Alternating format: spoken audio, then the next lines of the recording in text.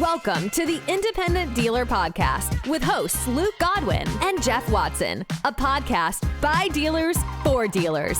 Here we go. Hello, everybody. Welcome to this episode of the Independent Dealer Podcast. It is the end of March. Into the first quarter. Yeah, we had a great couple of months. March is going to be absolute record for us, our best month ever in 15 years. So pretty stoked about that. If you look out here at my sales lot, it is barren. I've started to bring in food trucks, U-Haul. We have parking lot sales now for Harbor Freight. I just got a lot of unused asphalt out here, so I'm trying to find out what to do with it. Rid it What's out. up with you, man? How are you guys doing? Jeff, you know what you should do is go ahead and get another lot, and that way that one be empty too. Yeah, what's going to be awesome is today when I have to move 10 of my 20 cars to my second location, they will both look out of business. So that's exciting. I love messing with you. You doing it today? Yeah. We're open tomorrow. We got our license. Everything's in place. So I'm going to have to get some inflatable vehicles just to make it look like I have cars on the lot. I don't know if anyone has a connection for that. Park them sideways and yeah. They'll be gapped, and I'll start bringing in stuff from the park and ride. Anyways, Luke, we just got back from 20 group, man. We've been back about 3-4 days. We promised this episode we would go over some of our top takeaways. Obviously, guys, we're not going to share with you all the secret sauce. As you know, it's quite expensive to be in a 20 group, and so sure, there's some value there that you would need to join a 20 group in order to get access to. But some of our big takeaways we are going to go over today. Right, Luke? Yeah, I think so. The secret sauce is not going to be revealed, but I think there's some general observations that can really help dealers that are struggling. And even the ones that aren't struggling, I wouldn't classify either one of us as struggling, but there are definitely things we need to work on and ways to get better, right? It's absolutely true. And that's after having gone to 20 groups for 10 years or something. I still come home with a couple page worth of notes. Most of the stuff that I do that are my big premonitions are the things that I know I should be doing anyways. And they're just such large projects or large hurdles, and they're not sexy and they're not fun. And you don't want to take on. Yeah. And so they end up being on my notes again next time. And one of these days I'll dig in and actually take care of them. But Luke, give us your number one, or not your number one. What was one of your first takeaways you had that you can kind of help educate all of us on?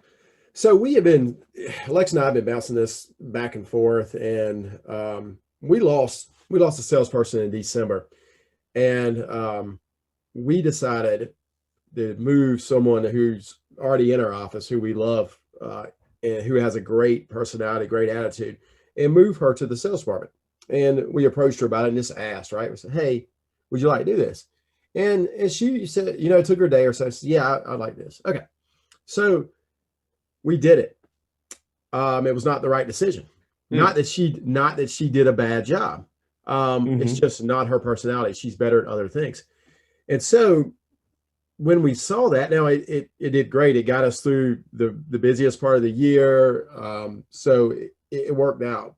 But what it made us see was that there's something deeper here. There's something maybe flawed with our sales process. So it's time to rethink the way we handle leads and the ability to handle leads promptly, thoroughly, and get them to the finish line.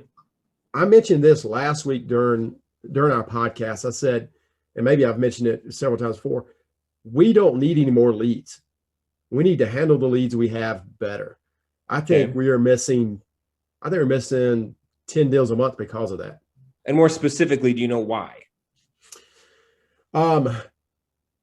Because our volume of lead is too high for the amount of salespeople I have working them. So what you're not working them in a timely manner, not thoroughly and timely. So what will happen, Jeff, is let's say during this busy time of the year, let's say we get 15 leads a day. Okay. If we're selling cars at the dealership from walk-ups and things like this, which there's not a huge amount of walk-ups, they still happen. Right. But if we're working walk-ups, we're trying to work the leads we have. Then we're trying to go back and work the leads from yesterday and the ones from last week and the ones from 2 weeks ago. Your follow-up. Our follow-up is garbage, and our first point of contact is garbage. Okay. So we are just really behind the 8 ball. We're missing deals. We're paying good money for those leads. We've got to revamp that sales process.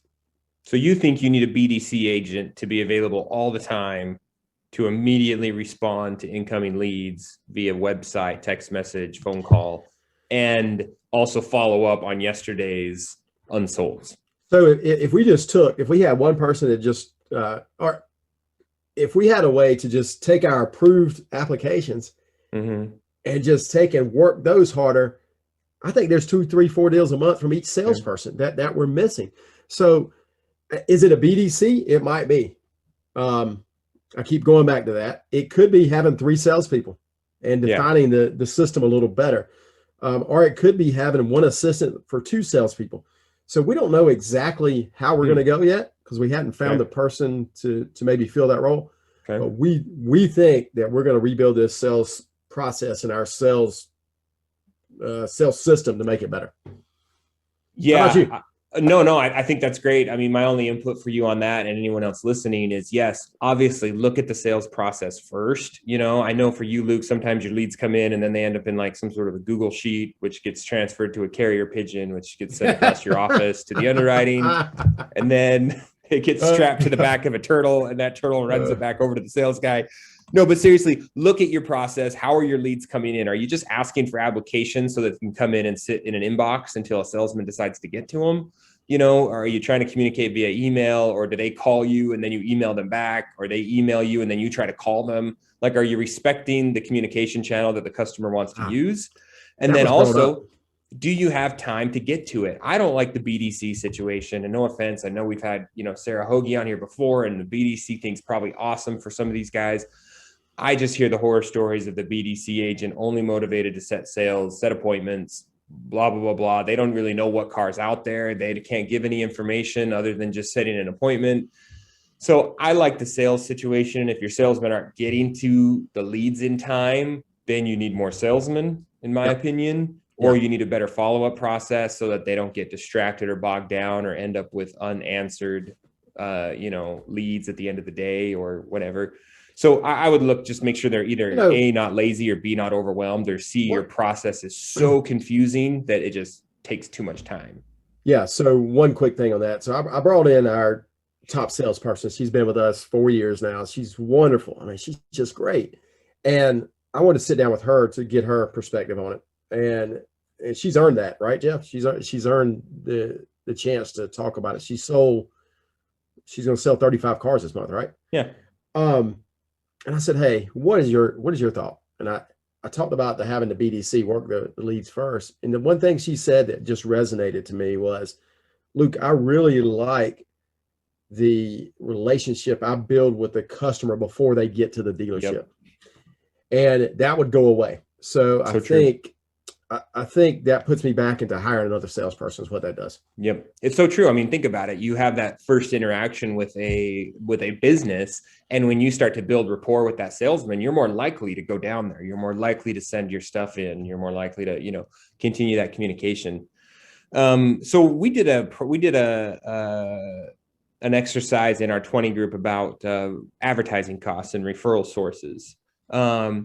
And so one of my main takeaways is we don't spend enough time figuring out, or at least doing our best to dig to the core of what really got that customer to take action towards our dealership.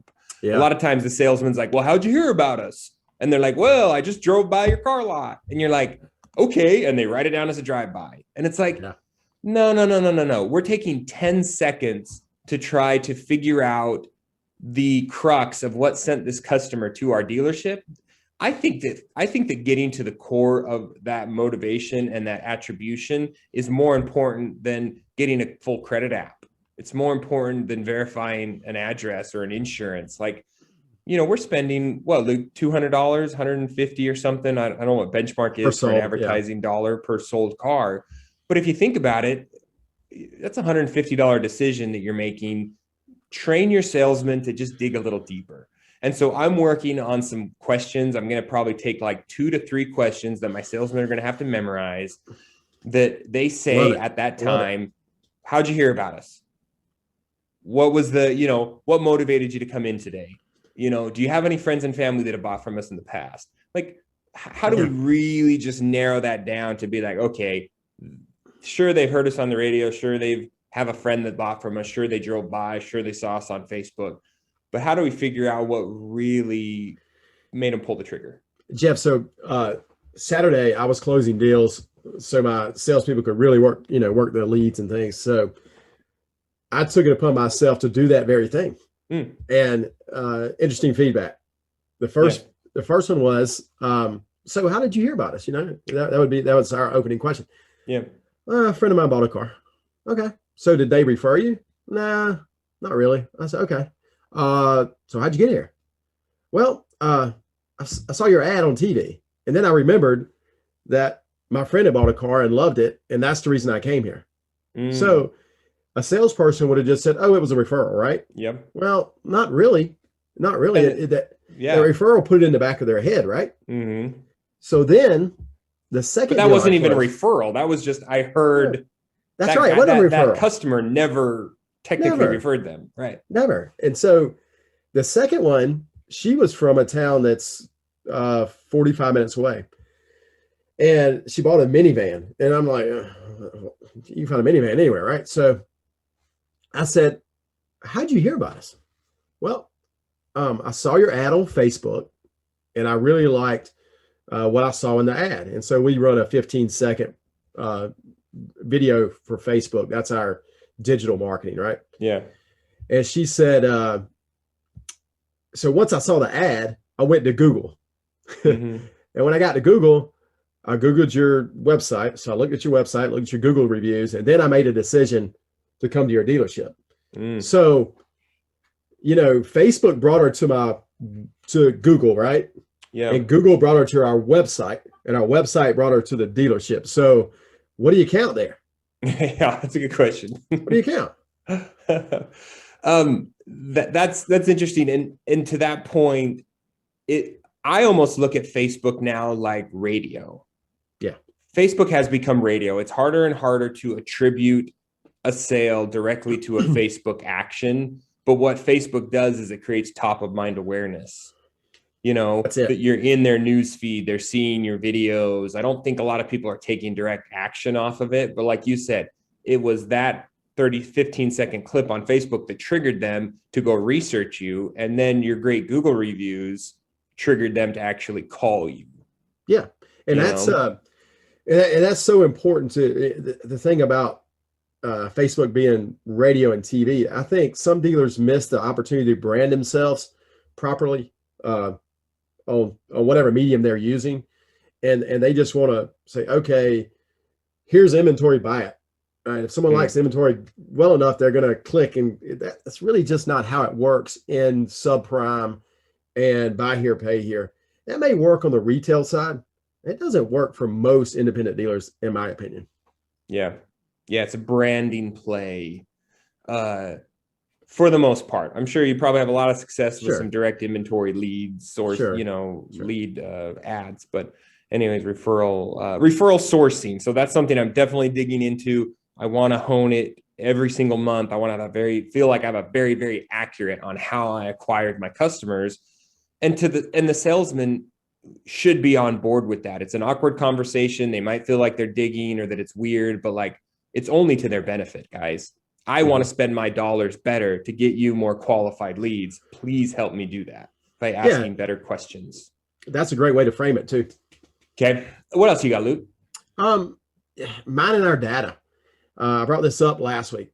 We don't do it enough. We don't do it the proper way. We've sold 400 cars a year, essentially for 30 years. That's a lot of people. And we've been keeping really good records of that for at least 10 years. When it comes to digital records, of course, we always kept good records, but so, that's 4,000 people we've sold cars to in 10 years. How can we better use that information to instead of spending money on Facebook or spending money somewhere else, it's not really proper. Let's start calling those referrals, trying to ask for people to buy cars again. We just haven't been doing a good job. I've got to mine the data better. I've got to come up with a process to mine the data better. Yeah, you're talking like mailers, email, phone calls, those previous people, and probably you would include even people that you approved and didn't deliver, or people, even just your regular leads that didn't go anywhere. How are you remarketing to those folks? Yeah, I mean, we leave it goes back to the first thing. I'm leaving so many qualified leads on the table, or untouched leads on the table. Yeah. What's this? How people buy a new car every 3 years or something, or swap out of their car? I don't know. I think used cars, folks are probably even less than that. Yeah, I think used cars, you could say that it's every 3 years they start to get it in the back of their mind that they want to do something. So you've got a huge database. You need to get better at marketing. I agree with that, especially from a standpoint of how are you getting in front of them? You know, are you using that database to make custom audiences inside of Facebook? So then when you do run those Facebook ads, you are running them to that same demographic of the people that have already bought from you. One thing that hit me, this is another takeaway I had, is, you know, right now I'm paying out the nose for cars, right?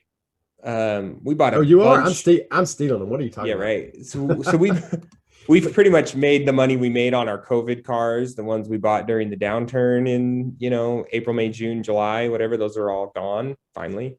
So the ones we're replacing them with, I mean, I'm full book. So anyways, we're not making much money on the front end right now. Maybe I'm doing it wrong, whatever. So it hit me that I need to be making money on the back end, right?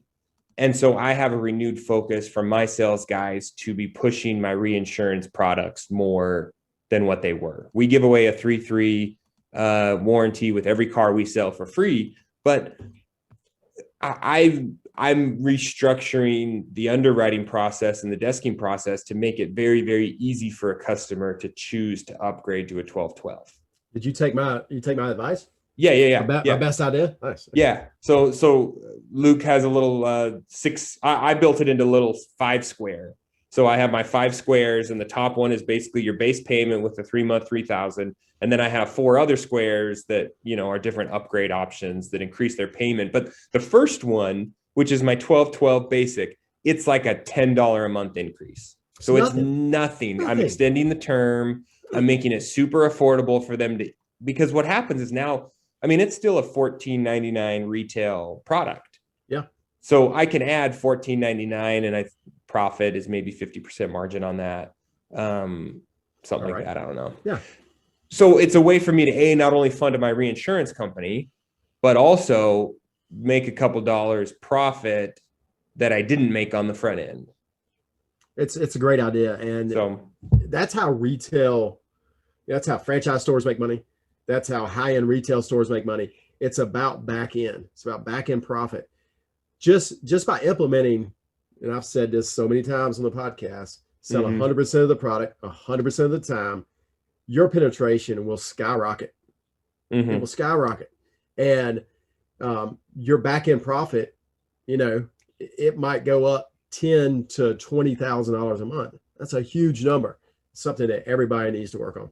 Yeah. And so my sales manager, he is part of his pay is based on those add-on products, you know, so he gets paid a percentage of that profit. So he's motivated, which is good, and gets the salesman in line to make sure they're motivated to do it.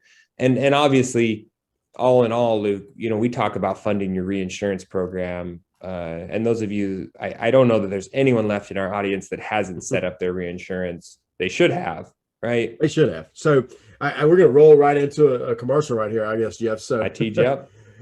Dealer Read, they're the guys. Reinsurance, we just talked about it, talked about ways to make more money. Not only can you make more money for your dealership, you know, on the retail side or the buy here, pay here side, you can make it on the back end for yourself by building wealth through reinsurance, by lowering your tax burden. there's so many ways to use your reinsurance company. If you're not, you got to get one today. Stop everything, do it. Yep. Start funding it, tax deferred income, which is going to be good. Dealer Re, right? I think we're going to need that in 2021. I think so. I think it's going to be huge. It's going to be minimize your tax burden at the end of the year, so to speak. So get that penetration on your reinsurance back end products. Yep. Luke, what else you got? Let's do one or two more. Okay. Auditing the best use of our current staff. The more I was sitting there in Nashville, the more I was thinking about what can we do better? And I talked about our sales staff a little bit ago.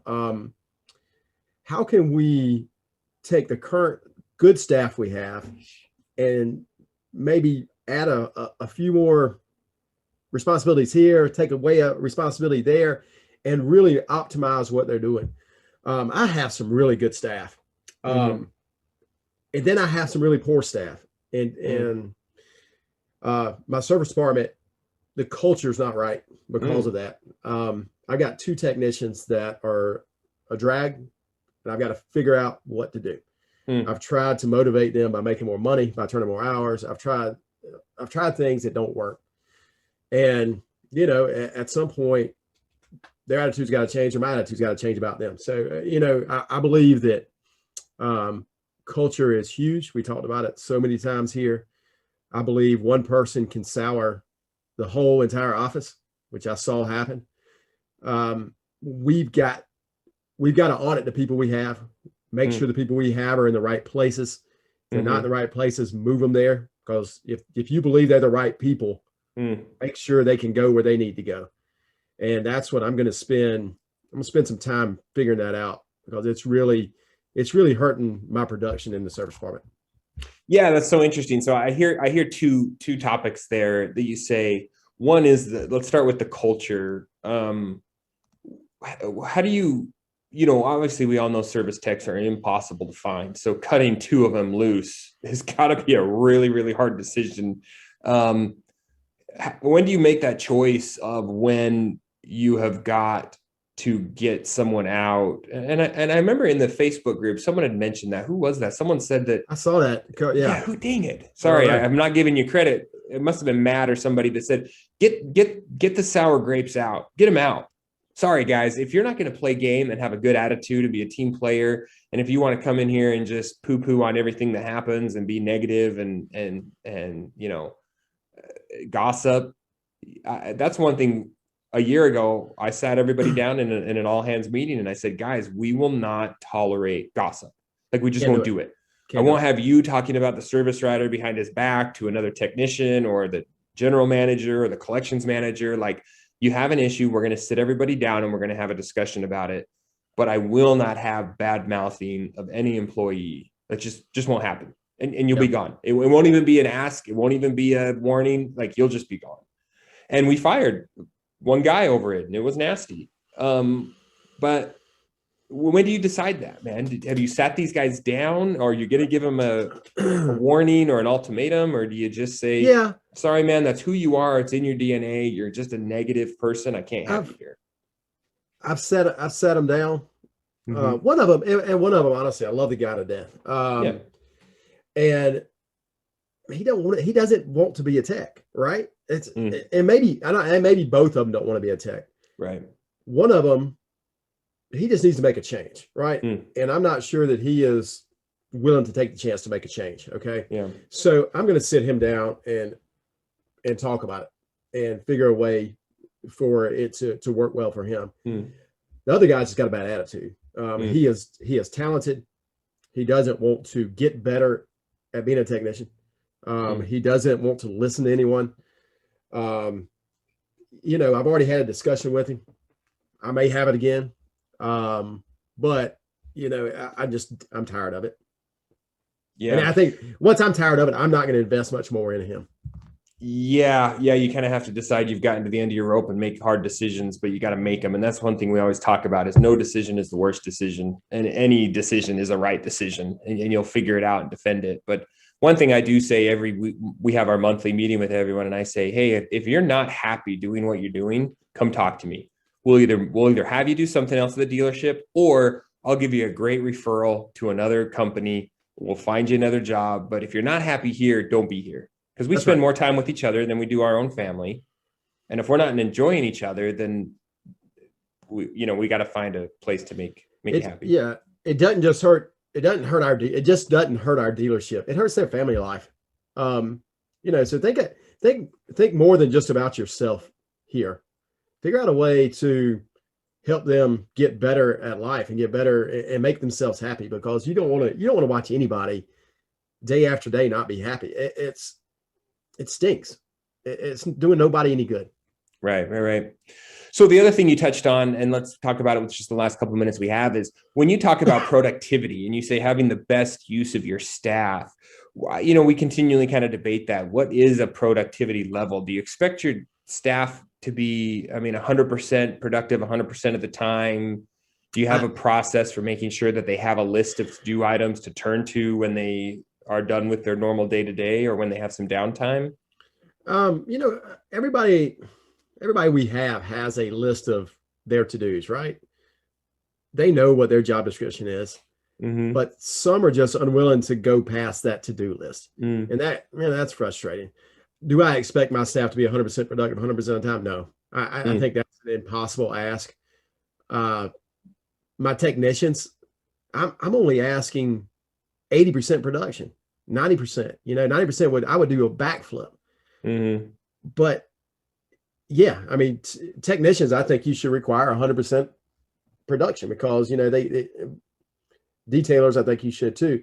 But office staff, how can you prove that they're 100% productive 100% of the time? You can't. And they're going to, talk, they're going to do this, but as long as they're getting their ultimate job done, then they're doing their job, because some of them will go home and do their job. So.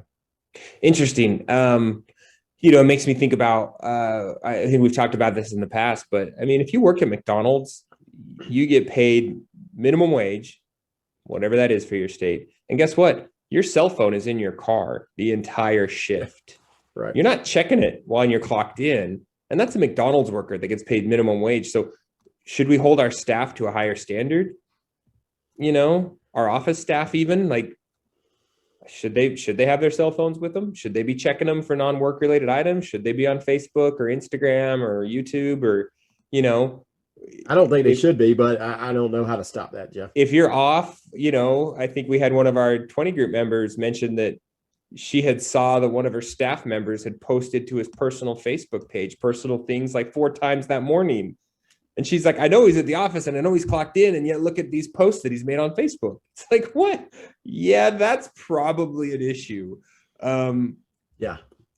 So you're right. Productivity and the percentage of productivity is super interesting. And I think it comes from a lot of us dealers. We are always running around like chickens with our heads cut off, and we know or think that we can do everything better than everyone else. So we're just going to do it. It's very hard for us to delegate, and it's very hard for us to sit down and be like, you know what, instead of me doing this menial task, I'm going to teach my office manager how to do it this time, and she's going to do it next time, so that I can stop doing it because it's something stupid that I don't need to be doing. I'm going to be delegating this, that, or the other, and start getting these things off my plate so that they can be just as busy as I am. It's so hard to do, but you got to take the step. You got to train someone. You got to help them for a couple of weeks, maybe a couple of months, and then they're off and running. So that's probably, if anybody takes anything away from this, if you have staff and you're still holding on to so many things, take the least hard thing you do today and train someone in your dealership to do it for you. Once you figure out that process, you can replicate that process. And next thing you know, handing buy-in over to someone, is doable. Now that might take years to do, but it's the same process replicated. Yeah. You'll have steps for it. You'll put together a process and standards and accountability and metrics and all that stuff. So Luke, a lot of great stuff, man. super excited. I've got another list of things that I still need to put into place. I've got my really, really hard ones down at the bottom, and I'll probably just end up pushing off till next 20 group meeting too. Anything else? Parting words? No, I just, it was great to see you last week, Jeff. We're getting excited. I'm getting excited.